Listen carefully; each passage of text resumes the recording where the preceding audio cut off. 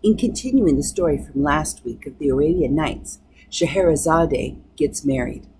The Sultan received this news with the greatest astonishment. "How have you made up your mind," he asked, "to sacrifice your own daughter to me?" "Sire," answered the Grand Vizier to his own wish, "even the sad fate that awaits her could not hold her back."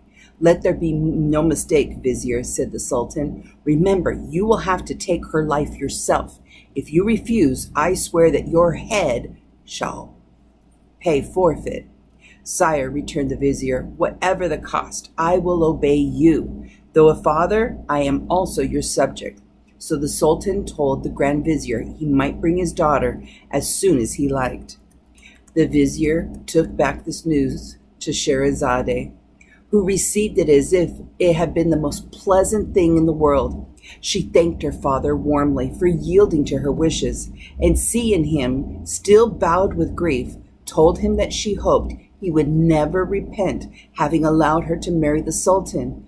Then she went to prepare herself for the marriage, and begged that her sister Dinarzade should be sent for to speak to her. When they were alone, Scheherazade addressed her thus: "My dear sister, I want your help in a very important affair. My father is going to take me to the palace to celebrate my marriage with the Sultan. When His Highness receives me, I shall beg him as a last favor to let you sleep in our chamber, so that I may have your company during the last night I am alive.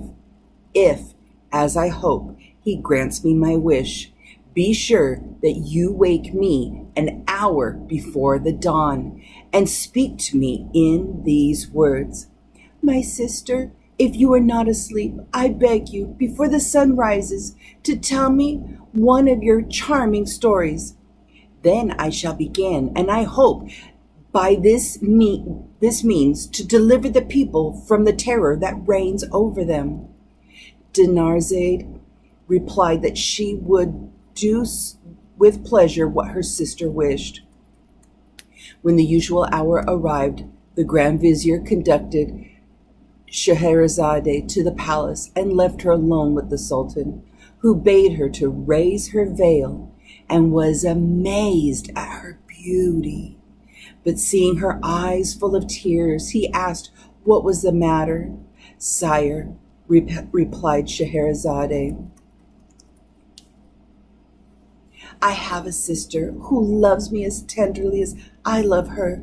Grant me the favor of allowing her to sleep this night in the same room, as it is the last night we shall be together." Shahryar consented to Shehrazade's petition, and Dinarzade